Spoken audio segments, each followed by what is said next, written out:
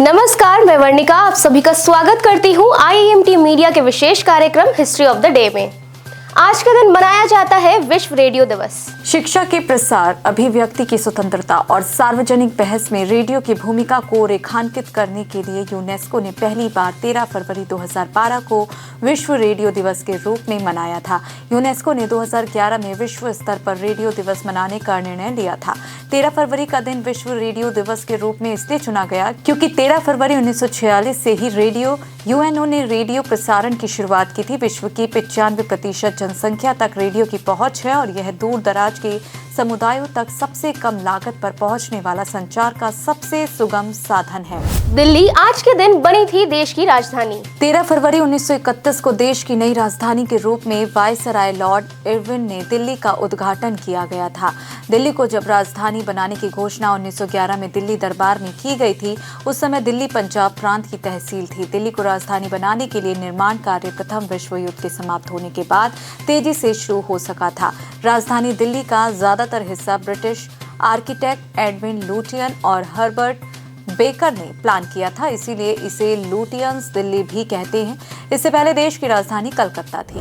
नादिर शाह ने आज के दिन मुगल बादशाह मोहम्मद शाह को किया था पराजित। करनाल के युद्ध में 13 फरवरी 1739 को नादिर शाह की सेना ने मुगल बादशाह मोहम्मद शाह की सेना को हराया था। ईरान से आए नादिर शाह ने हिंदू कुश पर्वत को पार करते हुए पेशावर के सूबेदार को पराजित कर भारत में प्रवेश किया था।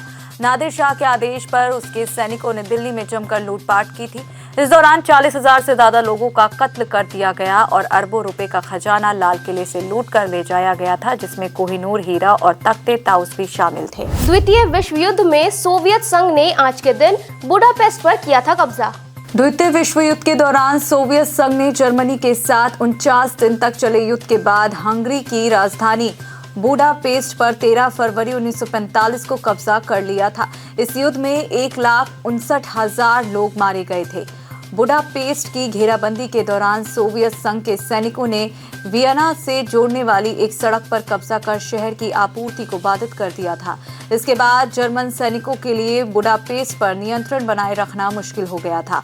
आखिरकार कई जर्मन कमांडर और सैनिक बुडापेस्ट छोड़कर भाग निकले और तमाम जर्मन सैनिकों ने सोवियत सेना के समक्ष आत्मसमर्पण कर दिया था। आज के लिए बस इतना ही। कल फिर भेंट होगी इतिहास में दर्ज कुछ और महत्वपूर्ण घटनाओं के साथ। तब तक के लिए देखते रहिए और सब्सक्राइब करिए IIMT मीडिया।